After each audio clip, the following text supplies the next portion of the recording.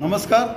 आज एक अतिशय सुंदर असं एक आयोजन मालेगावच्या प्रख्यात राजस्थानी मंडळाने घेतलं। ते म्हणजे असं की ज्या कॅन्सर पेशंटसाठी त्यांनी एक चर्चासत्र आयोजित केलं।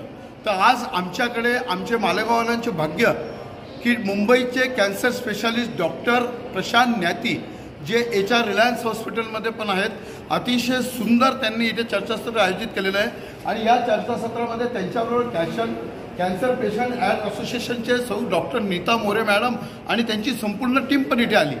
अतिशय सुंदर। तर आमच्याकडे आज डॉक्टर प्रशांत न्याती मालेगाव इथे आलेले आहेत। मी त्यांचं प्रबंधभूमीतर्फे मनपूर्वक त्यांचे खूप खूप स्वागत करतो आणि त्यांना धन्यवाद देतो। आणि त्याचबरोबर आमच्यामध्ये आज मालेगावची शान असलेले ज्यांनी M.Pharm.C केलेले डॉक्टर आविष मारू, ज्यांना आत्ताच युनिव्हर्सिटीकडनं सुवर्ण पदक मिळालेलं असे आविष मारू जे फार्मासिटीजमध्ये आहे आणि हे डॉक्टर आहे। एक अतिशय चांगला हा मौका संधी आपल्यासाठी आलेली आहे। आणि मी आविष मारूंना विनंती करेल की प्रबंधभूमीतर्फे त्यांनी डॉक्टर प्रशांत न्याती यांचं एक छोटंसं लोकांना जनरल पब्लिकला कॅन्सर नेमकं काय आहे आणि कॅन्सरच्या काळजी काय घेतल्या पाहिजे किंवा त्यातून म्हणजे किती ते कॅन्सरबद्दल आपण सतर्क राहिलं पाहिजे या आणि अशा अनेक गोष्टी या चर्चासत्रातून आपल्याला उहापोह होतील या अपेक्षेसहित मी डॉक्टर आविष मारू यांना विनंती करतो आणि डॉक्टर प्रशांत न्याती यांनाही विनंती करतो की कृपया आपण या चर्चासत्रात सहभाग होऊन आमच्या प्रबंधभूमीच्या प्रेक्षकांसाठी आपण एक महत्त्वाची माहिती आपण द्यावी। नमस्ते डॉक्टर साहब, आपका स्वागत है। आप बहुत अच्छा आपने आज एक सेशन दिया है कैंसर के प्रति अवेयरनेस के लिए। उसी हिसाब से मैं आपको पूछना चाहूँगा, एक्चुअली क्या होता है कि आम लोगों में कैंसर के प्रति काफ़ी डर होता है, तो हम जानना चाहेंगे कि कैंसर एग्जैक्टली होता क्या है। कैंसर एक सिंपल चीज़ रहती है। कैंसर जो रहता है वो कोई बाहर से नहीं आता है हमारे शरीर में। जो हमारे शरीर के जो सेल्स रहते हैं, जो बेसिक कोशिकाएं रहती है, उसमें हमेशा विभाजन होते रहता है। अब ये विभाजन एक सिस्टम के थ्रू होता है।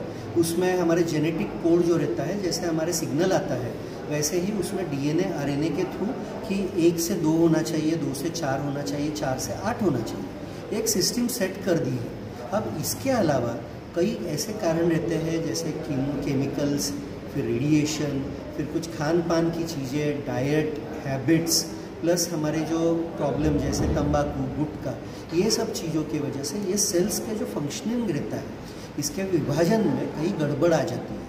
और वो गड़बड़ से 2 की जगह 4, 6, 8 की जगह 16, 18, 25, 50 ऐसे जो जीवाणु रहते हैं ये प्रोड्यूस होते हैं। ये सेल्स प्रोड्यूस होकर उस पर गुच्छा बन जाता है। अब ये गुच्छे का फंक्शनिंग जो रहता है वो कम हो जाता है और उसका भार ज़्यादा हो जाता है। इसको हम लोग गठान बोलते हैं। अब ये गठान जो रहती है ये कई बार नॉर्मल जैसे मस्से रहते हैं ये भी रहती है, या चर्बी की गठाने रहती है। इसमें जो प्रॉब्लम आए, इसमें जो स्प्रेड होने की प्रॉब्लम हो जाए या कोई ऑर्गन को प्रेस करेगी और उसके ऊपर इफेक्ट क्रिएट करेगी, तो इसको हम लोग कैंसर बोलते हैं और ये मैलिग्नेंसी के रूप में स्प्रेड होने की संभावना है।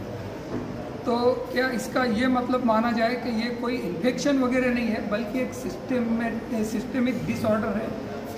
इन्फेक्शन से भी हो सकता है, जैसे मैंने बताया अभी कि कई ऐसे वायरसेस रहते हैं, बैक्टीरियाज रहते हैं, जैसे एप्स्टीन बार वायरस है, ह्यूमन पैपिलोमा वायरस है, प्लस हेपेटाइटिस है। सो अलग अलग चीज़ें हैं।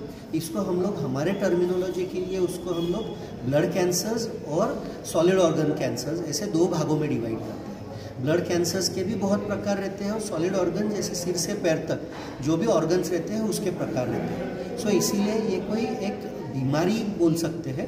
इट इज़ अ थिंग जो आपके शरीर में कुछ चेंजेस होने की वजह से क्रिएट की। तो भारत में आमतौर पे कैंसर के कौन से कॉमन टाइप होते हैं? नॉर्मली जो भारत में जो लेडीज़ में रहता है सर्वाइकल कैंसर, ब्रेस्ट कैंसर, और पुरुषों में मुंह का cancer, oral cavity, plus intestinal cancers, lung cancers, ये कॉमन है। कैंसर अवेयरनेस से अंतिम ट्रीटमेंट तक की श्रृंखला या जिसे हम प्रोटोकॉल कहेंगे वो क्या है? जैसे हम मान लें एक आम आदमी के लिए एक सिस्टमेटिक अप्रोच क्या होना चाहिए?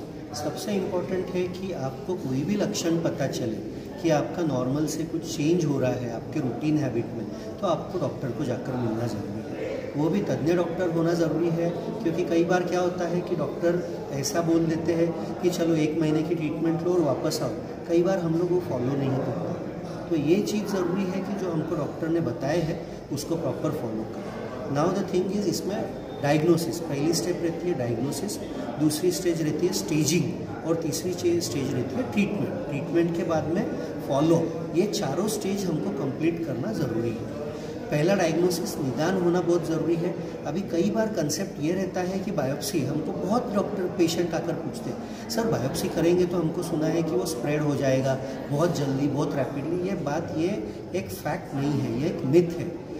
कैंसर के डायग्नोसिस के लिए सबसे इम्पॉर्टेंट ज़रूरी है बायोप्सी। जो बायोप्सी नहीं करेंगे तो हमको टाइप ऑफ कैंसर नहीं पता चलेगा, तो उसकी ट्रीटमेंट नहीं कर सकेंगे। सो डायग्नोसिस, उसके बायोप्सी करने के साथ साथ CT scan, PET scan, MRI, ये जो भी ज़रूरी रहता है वो हम इन्वेस्टिगेशन करते हैं। उसके बाद हम लोग एक फॉर्मुलेट करते हैं प्लान कि इसमें पहले कीमो देना ज़रूरी है, रेडिएशन देना, सर्जरी करना क्या ज़रूरी है। इसमें टीम ऑफ डॉक्टर्स, आजकल हमारा टीम अप्रोच है। इट इज़ नॉट मैं बोलूँगा इसीलिए ये करना है, बट कीमोथेरेपी के डॉक्टर, रेडिएशन के डॉक्टर, सर्जरी के डॉक्टर, हम लोग सब मिलते हैं, हम डिसाइड करते हैं। ट्यूमर बोर्ड भी बहुत कॉमन हो चुका है। ट्यूमर बोर्ड में हम लोग ये पुटअप करते हैं जिसमें हमारी पूरी टीम बैठती है, और हम ये डिसाइड करते हैं कि इसके लिए बेस्ट सूटेबल क्या है, वेदर कीमो पहले या सर्जरी पहले या रेडिएशन पहले। इसके बाद में जब सब ट्रीटमेंट फॉर्मुलेट हो जाएगा तो उसको प्रॉपर स्टेप वाइज उसको प्रॉपर एग्जीक्यूट करके उसको फॉलोअप कराना। फॉलोअप भी इम्पॉर्टेंट स्टेप है, क्योंकि सिर्फ ट्रीटमेंट ज़रूरी नहीं है, बट उसको प्रॉपरली बाद में उसको ये देखना ज़रूरी है कि उसको वापस रिकरेंस के चांस कितने हैं, उसमें कभी रिकरेंस होने के प्रॉब्लम्स आए तो उसको उस टाइम पे कंट्रोल करके उसको ट्रीट करना ज़रूरी है। कैंसर ट्रीटमेंट बहुत महंगी होती है, यह एक आम धारणा है, क्या ये सच है? सी कैंसर ट्रीटमेंट महंगी या सस्ती नहीं होती है। इट इज़ आप किस जगह पे जाकर क्या ट्रीटमेंट कर रहे हैं। आजकल गवर्नमेंट की तरफ से बहुत सारे थेरेपीज़ आ चुके हैं। बहुत सारे ऐसे हॉस्पिटल्स हैं जो आपको गवर्नमेंट सपोर्ट और आपको फाइनेंशियल सपोर्ट भी करती है, आयुष्मान भारत योजना के थ्रू, प्लस मुख्यमंत्री योजना जो है, मुख्यमंत्री सपोर्ट करते हैं। आप उनको अप्लाई करेंगे तो आपको फाइनेंशियल सपोर्ट मिलता है। सेकंड थिंग, ऐसे चैरिटेबल हॉस्पिटल्स है हर जगह पे जहाँ पे आपको प्रॉपर डॉक्टर्स मिलकर, टाटा हॉस्पिटल से लेके तो बहुत सारे पेरिफेरल हॉस्पिटल्स हैं जहाँ आपको प्रॉपर टाइमली ट्रीटमेंट मिल सकती है। सबसे इम्पॉर्टेंट चीज़ है कि आजकल हर जगह पे आपको हेल्प सपोर्ट आप मांगोगे तो आपको मिलता है।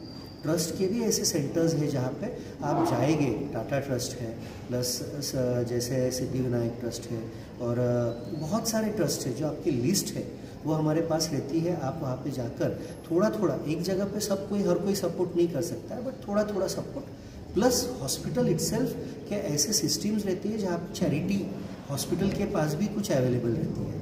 आज सारे बड़े हॉस्पिटल्स जो है वहाँ पे चैरिटेबल यूनिट्स रहते हैं, तो वो चैरिटेबल यूनिट्स में आप जाकर सपोर्ट मांगोगे तो आपको सपोर्ट मिलता है। So it is very important कि आप प्रॉपर ट्रीटमेंट प्रॉपर डॉक्टर के पास करेंगे तो आपको हर जगह पर सपोर्ट सिस्टम आएगा।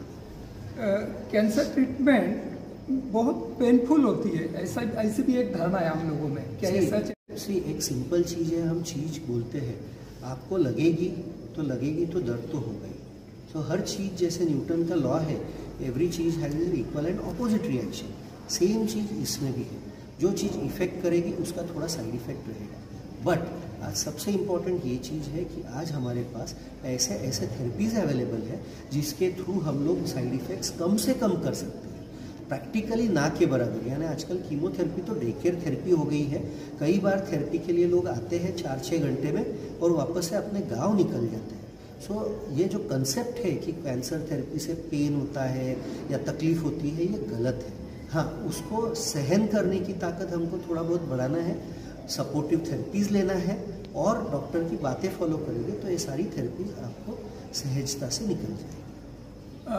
तंबाकू, गुटखा, दारू, इन जैसी आदतों का कैंसर पे कैसा प्रभाव है? Absolutely, this is the most important thing, क्योंकि इट हैज़ बीन प्रूवन कि जो हमारे हैबिट्स हैं वो एक किसी तरीके से तो भी आपके शरीर को अफेक्ट करती है। अभी सिंपल बात है, जैसे आप तंबाकू, गुटखा का सेवन करते हैं, ये सारी चीज़ें आपके रोग प्रतिकार शक्ति को कम करती हैं। एक बार आपकी रोग प्रतिकार शक्ति कम हुई कि उसमें कोई भी रोग होने के चांसेस बढ़ जाते हैं। It's very simple.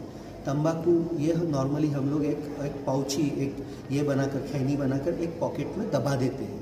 अब ये दबाने से वो जगह पे इरिटेशन होता है और कंटिन्यूअस वो जगह पे आप 10 साल तक इरिटेट करते रहोगे तो वहाँ पे जख्म होगी और वो जख्म बाद में कैंसर का रूपांतरण हो सकता है। सिगरेट में कई तरह के हार्मफुल केमिकल्स रहते हैं जो आप स्मोक करोगे आपके लंग में जाकर बैठ जाते हैं और वो लंग में जाकर धीरे धीरे आपकी उसकी लवचिकता, उसके इफेक्टिविटी, उसके ब्रीदिंग में असर करती है, हार्ट के ऊपर असर करती है। So not just cancer but lungs, heart, ये सब चीज़ों को भी असर करती है। इसके अलावा उसमें लंग्स में कैंसर होने की संभावना, गले का, मुंह का, इसोफेजियल कैंसर, ये सारी कैंसर की संभावना जो स्मोकर्स और तंबाकू गुटखा खाते हैं उसमें कई गुना ज़्यादा। डॉक्टर साहब, ऐसे भी देखा जाता है कि कुछ लोगों में तंबाकू, गुटखा, स्मोकिंग या अल्कोहलिक व्यसन वगैरह नहीं होते हैं, इसके बावजूद भी उन्हें कैंसर होता है। इस बारे में आप क्या कहना चाहेंगे? जी, हमारे पास आज पूरी तरह से कैंसर के कारण नहीं पता है। कई ऐसी चीज़ें हैं जो हमको पता नहीं है या जो चीज़ें जो मालूमात अभी तक स्प्रेड नहीं हुई है। सो मोस्ट इम्पॉर्टेंट है कि फॉलोअप या कंटिन्यूस स्क्रीनिंग, यानी आपको रूटीनली कोई भी हैबिट में कोई भी आपके चेंजेस मिले, कोई भी आपको एबनॉर्मलिटी दिखे तो आपको इमीडिएटली डॉक्टर को जाकर मिलना है। इससे आप एटलीस्ट अर्ली स्टेज में कैप्चर करेंगे या आप बच सकते हैं।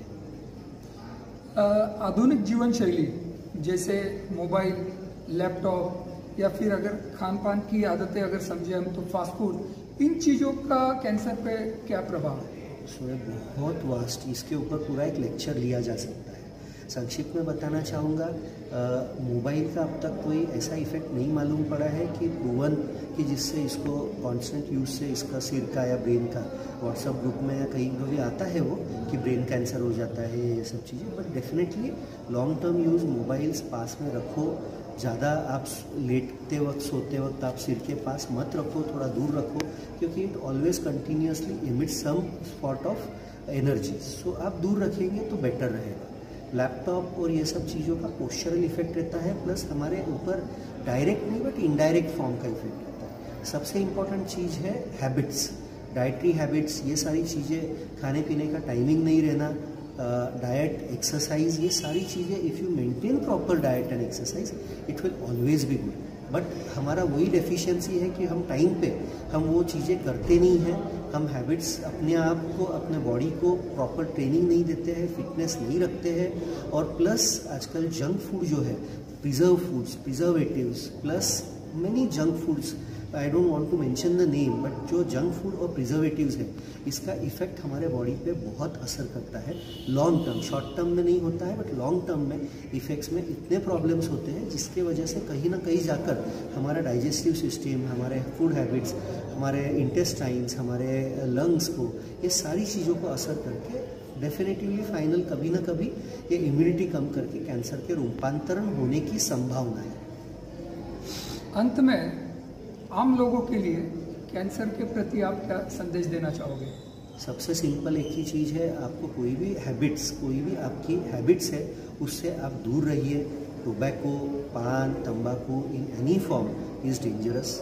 सेकंड थिंग है eat healthy, stay fit, yoga, exercise, meditation, good food habits, stay happy.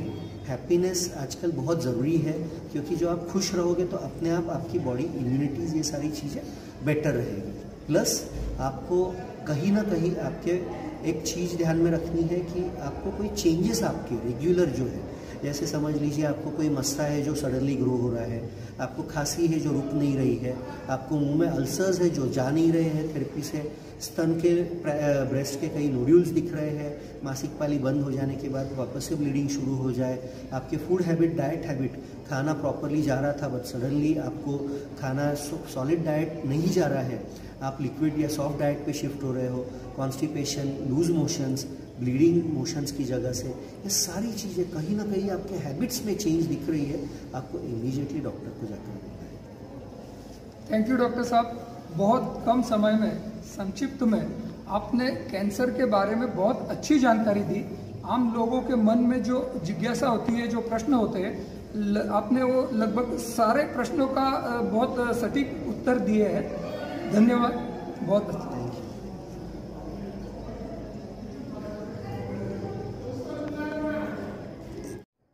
Cancer specialist मुंबईहून आलेले खास डॉक्टर प्रशांत नेते आणि डॉक्टर आयुष मारू यांनी आपल्यापर्यंतच्या डिस्कशनच्या चर्चासत्रात अतिशय सुंदर माहिती आमच्या दर्शकापर्यंत पोहोचवलेली असं मला वाटते। आणि तरीही आपल्या मनात जर कोणाच्या काही शंका असेल तर मी डॉक्टर साहेबांचा, प्रशांत नेते साहेबांचा नंबर देतो। परंतु एक लक्षात असू द्या की ते खूप बिझी असतात। आपण त्या नंबरवर, त्यांच्या नंबरवर फोन न करता SMS करा आणि SMS द्वारे आपल्याला त्याचे उत्तर नक्कीच मिळतील अशी मला अपेक्षा आहे। आणि मी पुनश्च एकदा डॉक्टर आयुष मारू, डॉक्टर प्रशांत नाती आणि त्याचबरोबर मालेगावच्या राजस्थानी मंडळाचे सर्व कार्यकर्त्यांचा मनपूर्वक आभार व्यक्त करतो की मालेगावकरांना आज एक कॅन्सरवरती या चर्चासत्राद्वारे खूप चांगली माहिती मिळाली।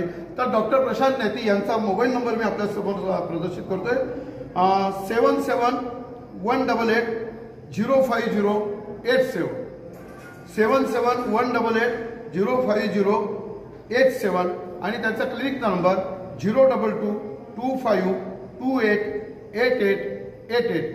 लक्षात ठेवा की आपण SMS करून आपल्या शंकाचं समाधान करून घ्याल, निरासन करून घ्याल। पुनश्च एकदा मी डॉक्टर आयुष मारू आणि डॉक्टर प्रशांत नेते यांचं खूप खूप आभार व्यक्त करतो।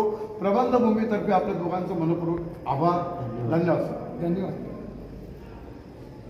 ताज्या व महत्त्वाच्या बातम्या बघण्यासाठी प्ले स्टोअरवर जा, प्रबंधभूमी ॲप डाउनलोड करा व या धावपळीच्या जीवनात अपडेट रहा।